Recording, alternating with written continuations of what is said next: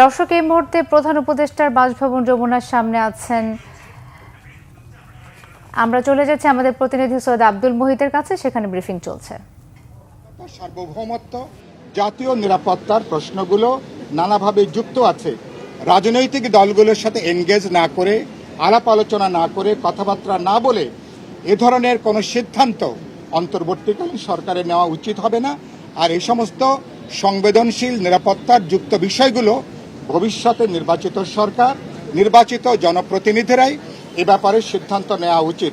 সমস্ত কিছু আপনাদেরকে করে যেতে হবে এরকম চিন্তা না করাটা ভালো।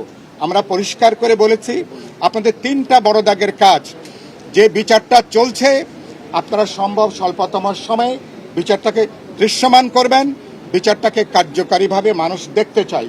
২ নম্বর, আমরা বলেছি যে ইতিমধ্যে সংস্কারে যে তৎপরতাটা চলছে, আমরা বলেছি আগামী 15 থেকে 1 মাসের মধ্যে আমরা যেভাবে ঐক্যমত কমিশনকে সহযোগিতা করেছি, যদি আপনাদের রাজনৈতিক সদিচ্ছা থাকে, আগামী 1 মাসের মধ্যে যেসব প্রশ্নে ন্যূনতম ঐক্যমত আছে, আমরা আলাপ আলোচনা করে, বোঝাপড়া করে একটা জাতীয় সনদ আমরা স্বাক্ষর করতে পারবো, যেটা একটা ম্যাগনা কার্টার মতন, অথবা এই মুহূর্তে একটা সনদ হিসাবে যেটা বিবেচিত হবে। আর গুরুত্বপূর্ণ কথা বলেছি, নির্বাচনের প্রশ্নে বাংলাদেশের মানুষ 16 বছর ধরে একটা অবাধ, নিরপেক্ষ, বিশ্বাসযোগ্য নির্বাচনের জন্য অপেক্ষা করছে।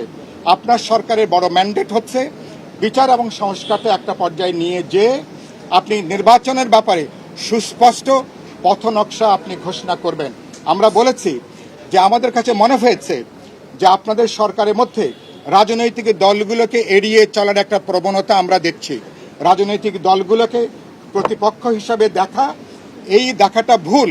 আমরা বলেছি আমরা আপনাদেরকে যৌক্তিকভাবে সহযোগিতা করতে চাই, কিন্তু আপনাদেরকে বুঝতে হবে রাজনৈতিক দলগুলোর সহযোগিতাটাকে কিভাবে গ্রহণ করা দরকার, এই প্রজ্ঞা, বুদ্ধিমত্তার নিশ্চয়ই আপনারা পরিচয় বহন করবেন।